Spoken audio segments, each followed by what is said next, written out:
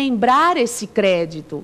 Até 150, fica aqui, num lugar de preferência.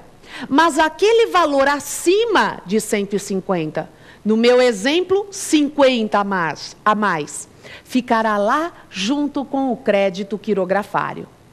Então, veja só, o fato de ser um crédito trabalhista, dependendo do valor, você vai ocupar 2 lugares nessa classificação, como crédito trabalhista ou como crédito quirografário. Nem precisa dizer que, normalmente, credor quirografário não recebe. Esse é o problema da história, porque está lá quase no fim da fila. Agora, acidente de trabalho não tem valor mínimo. Então, enquanto o crédito trabalhista tem essa limitação de até 150, o decorrente de acidente de trabalho pode ter qualquer valor e ficará em pé de igualdade com o crédito trabalhista. Resolvido? Qual é o próximo desses credores concursais? Agora nós estamos falando do credor com garantia real. Hipoteca, penhor, anticrese. Só tem um detalhe. O credor com garantia real, ele só pode se habilitar nesse lugar até o valor do bem. Como assim? Imagina que a sua dívida seja, por exemplo, de R$100.000. E o valor do imóvel que você deu em hipoteca esteja hoje apreciado em R$80.000. Qual é o valor que você vai habilitar como garantia real? 80.000, que é o valor do bem, ou 100.000, que é o valor da dívida? Como garantia real, vai ser 80.000. Quando a dívida é maior do que o valor do bem, o máximo que você habilita como garantia real é até o valor do bem. E aquilo que estiver acima desse valor vai ser crédito quirografário. Claro que se a dívida for menor do que a garantia, aí não tem problema. Você habilita a dívida integral e ela vai ser considerada crédito com garantia real. Então, olha, primeiro lugar, trabalhista e acidente do trabalho. Segundo lugar, credor com garantia real. Terceiro lugar, o crédito tributário, o fisco. Cuidado, o fisco se submete à falência? Sim, se submete. Na verdade, o fisco até pode dar continuidade à sua execução fiscal. Mas isso não quer dizer que a execução fiscal não presta contas a respeito do eventual crédito e do dinheiro levantado.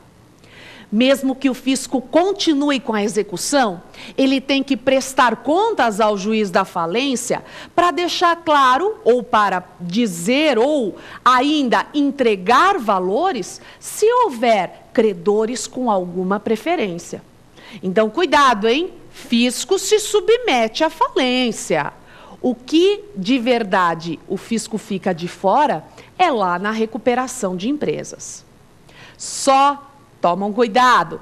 As multas tributárias, essas são excluídas desse lugar do crédito tributário. As multas tributárias, elas estão lá embaixo, depois do quirografário. Então, pode se habilitar, mas vai ficar lá no final da fila. Depois do crédito tributário, nós temos os créditos privilegiados, privilégio especial e privilégio geral.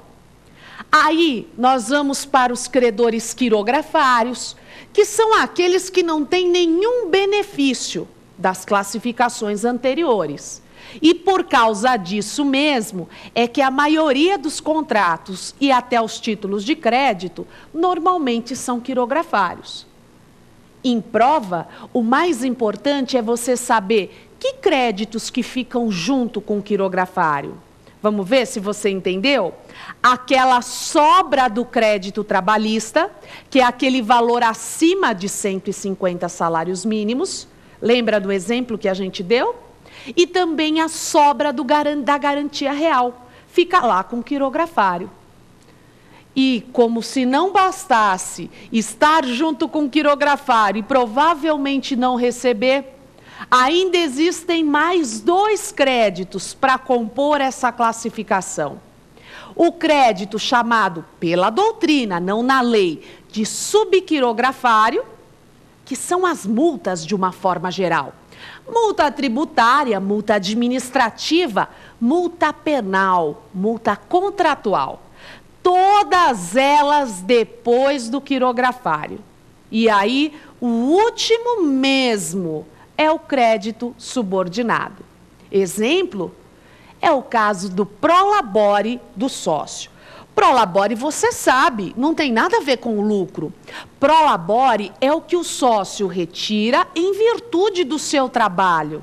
Então, perceba que a natureza alimentar do crédito não traz para o credor necessariamente um benefício de ordem.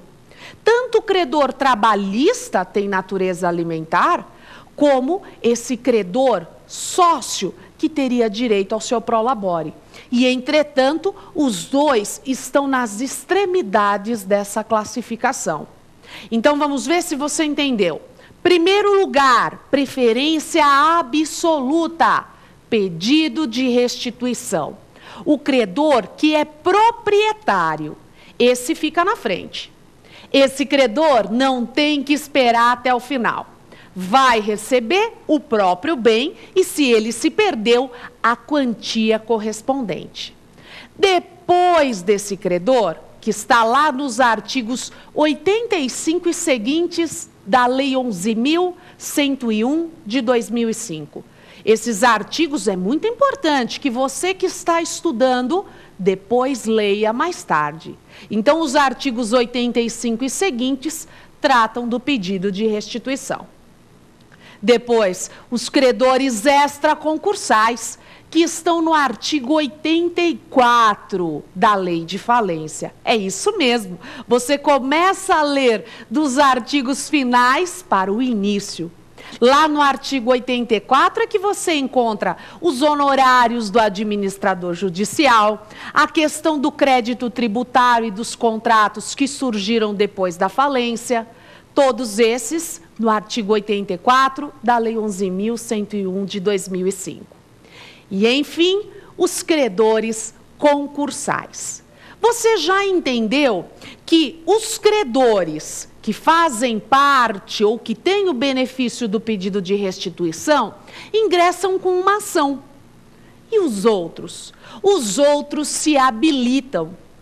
Veja, eu posso me habilitar logo depois que foi publicado o edital de convocação, naquele intervalo de 15 dias entre o edital, que é logo depois da sentença, ou então eu simplesmente fico tranquila porque o devedor já descreveu qual é o meu nome, qual é o valor do meu crédito, qual é o vencimento. Isso mesmo. Quando o juiz decreta a falência, o devedor tem a obrigação de relacionar os seus credores. Então, se eu, Beth, sou uma credora que já faz parte dessa relação, eu não preciso me habilitar novamente. Agora, se eu não fui mencionada, eu vou usar esse intervalo de 15 dias da publicação do edital para poder me habilitar. E, nesse caso, eu não preciso de advogado. Eu vou pegar o meu crédito em 2 vias, atualizado monetariamente, e vou apresentar no processo de falência. Pergunta importante: será que eu posso entrar atrasada no processo de falência? Posso. Mas por que um credor entraria atrasado? Infelizmente, 2 motivos possíveis. O primeiro, e o mais comum, é que ele não ficou sabendo. Como assim? Tem credor que só fica sabendo que a empresa quebrou quando ele vai entregar uma mercadoria, para com a sua caminhonete, com a sua Kombi, com a sua van, com o seu pequeno caminhão na frente da empresa e olha as portas fechadas, vê uma folha de sulfite na porta e aí pensa, deve ter morrido alguém, acho que é luto. Quando ele chega mais perto para descobrir o que aconteceu, ele